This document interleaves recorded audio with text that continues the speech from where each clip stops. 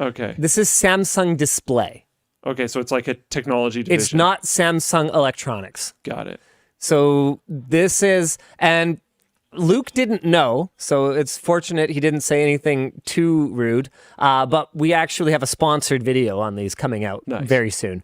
The tech is cool. These are tech demos. And it looks... They're all tech demos. From that, which is not fair, they look well... I'd say they look better done than the versions of this that we've seen in the past. I think that's fair to say.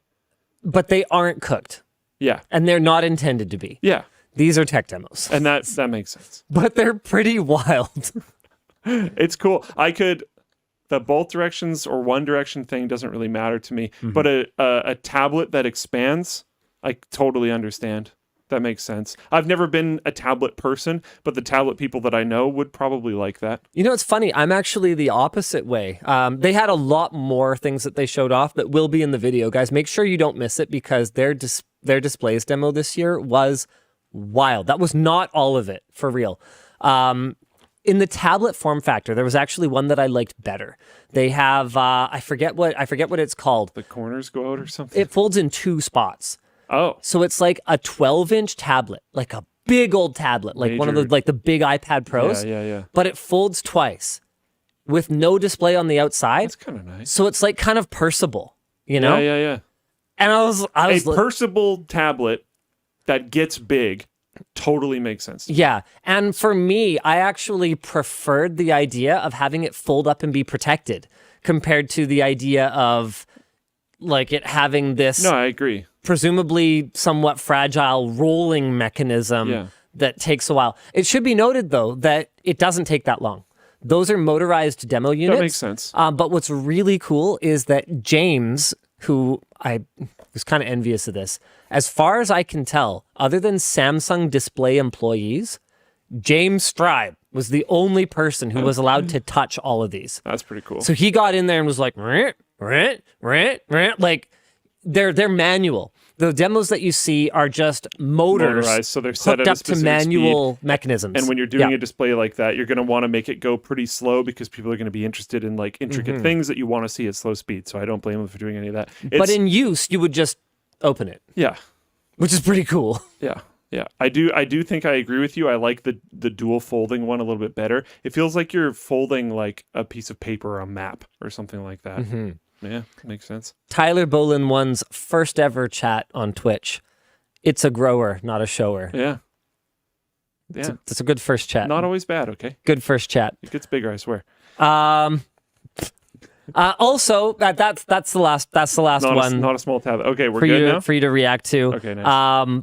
But in other news, it's a really good thing that I didn't buy the wall.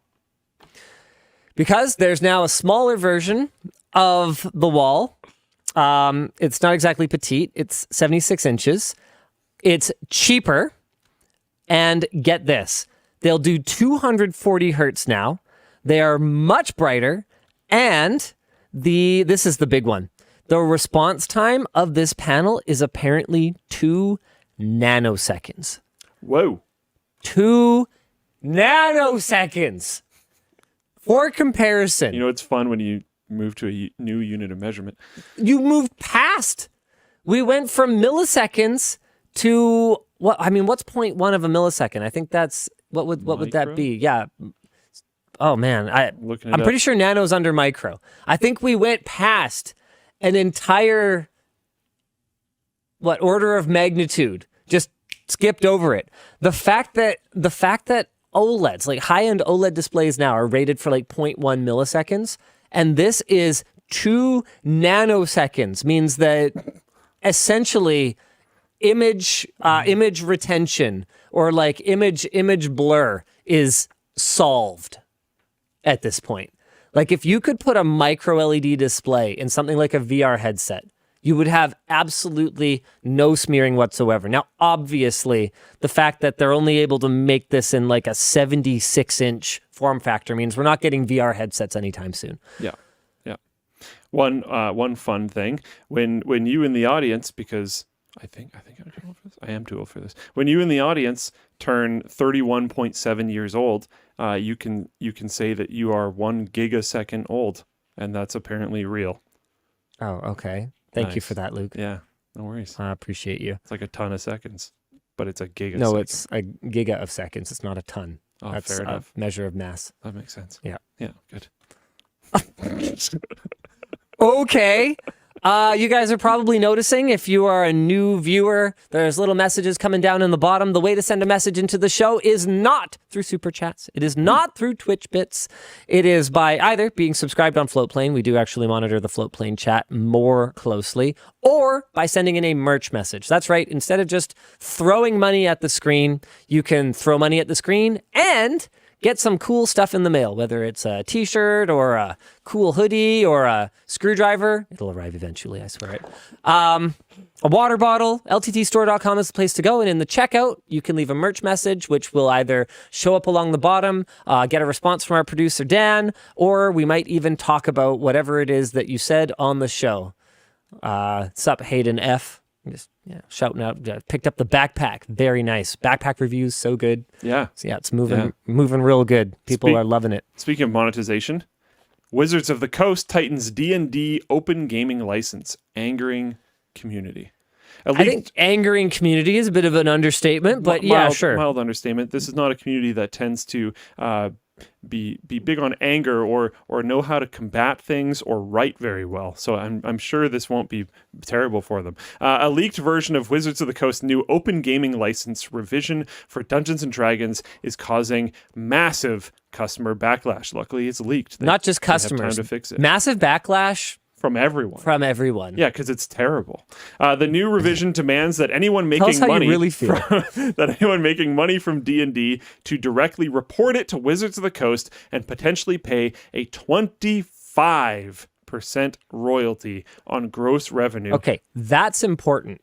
That last bit is really important. I think that many people do not really maybe they just don't really think about all the different terms that businesses use to describe money. Oh, okay. yeah. So, for example, I mentioned on a recent WAN show that this year, 2023, could be the first year that merch outpaces video production for Linus Media Group or whatever the Yvonne Umbrella Corporation, but for our revenue.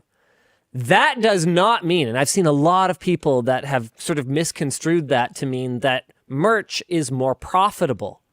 That ain't the case. Physical goods have much higher Tons of overhead. expenses. You got to ship it around. You got to make it. You got to R&D it. Yada yada yada. Customer Revenue support. is a measure of the sheer top line number of dollars that come into your company, but there are a few different places where revenue gets kind of cut down to become the actual amount left at the end. So let's start first with your COGS, your cost of goods sold. Okay, so when I bring in $70 of revenue on a screwdriver, I then get to subtract the actual cost of my screwdriver. So now I'm left with my gross profit. Not gross like ew icky, but gross like not the opposite of net. Yeah. Yeah, okay, so I'm left with my gross profit. So that's essentially the amount of money minus the cost of goods sold. But my costs aren't done yet. To calculate my net profit, okay, the amount that I actually made on the screwdriver, I then need to subtract any associated costs. So we have to pack this thing. Somebody has to do that. They need to be paid. We have to put it in a box. That costs money. Whoever made the box has to be paid. There's going to be QC. There's going to be QC. There's also going to be some general overhead that's not necessarily associated with just this screwdriver, but with screwdrivers in general. We might have some bad units once in a while. We need to send out replacement units via the Trust Me Bro guarantee. R&D. There's the R&D that gets to be amortized, but certainly has to be paid for at some point. So then we get to our net profit. Then when we're done with that, now I'm going to get a little bit fuzzy on the terms because I don't, believe it or not, actually work in our accounting department. And we have to pay taxes on that profit. And that's where we're left with, I forget if it's like earnings or like whatever, net earnings or whatever the actual difference is. So don't worry too much about the terms. The point is you've got your revenue, you've got your gross profit, you've got your profit after you account for paying salaries and operating costs, electricity for your building and all that other stuff. And then finally, on that number, that amount that was left over in your bank account, you then get to write a big fat check to Uncle Trudeau. And then that's the money that you actually get to keep, sort of, because that's your we've paid corporate income tax on that. But if I wanted to actually spend it, I would then have to pay personal income tax on it after I issued a dividend to myself or whatever the case may be. Okay? Cool. So 25% royalty, let's come back to Wizards of the Coast, is on gross revenues. That's why this is so nasty, because it doesn't matter if you made any money even. So you might have lost money and then need to give them money. They will take their cut and... Really, guys? And so say you didn't make money on it. Say you lost money on it. And then they came, gave you the finger, and took 25% of the original amount anyways. And that also gives them free reign to use those works in any way they see fit without compensating you. In perpetuity. In any way. Forever. And they can even sub-license it. Heck yeah. Really? Dude. The previous version of the license was in place for more than 20 years and allowed broad royalty-free use of D&D's game mechanics and helped the tabletop RPGs grow into the $2.5 million industry that they are today. I actually bet you if that wasn't in place for the 20 years that it was in place, they wouldn't be nowhere near the size of company that they are now. And I don't think it would be anywhere near as ubiquitous as it is now either. Yep. The previous the new version does not allow for anything beyond game, books, and PDFs. This eliminates videos, virtual tabletop implementations. Kind of huge. Computer games, also kind of huge. Novels, apps, graphic novels, music, and any other form of media from being created with the IP. Here's the really wild thing to me. The old license was perpetual. So the new license, Luke and I think both read up on this before coming into the show. The new license specifically has language in it that allows them to alter the deal at any point. Pray I don't alter it further. But the old one didn't. I suspect if you created something already using the old license, that you're probably still fine. Yeah, but like I gotta imagine that are they just anticipating that nobody will have the money or time to challenge them on this? Because the original that's usually how these things work. The original timeline for this had it going into effect in like 2 days from now or something like that. Like the people were basically being given no time to agree, comply, and move forward with these new license terms, which is wild. You've gone and you've built this ecosystem that is thriving.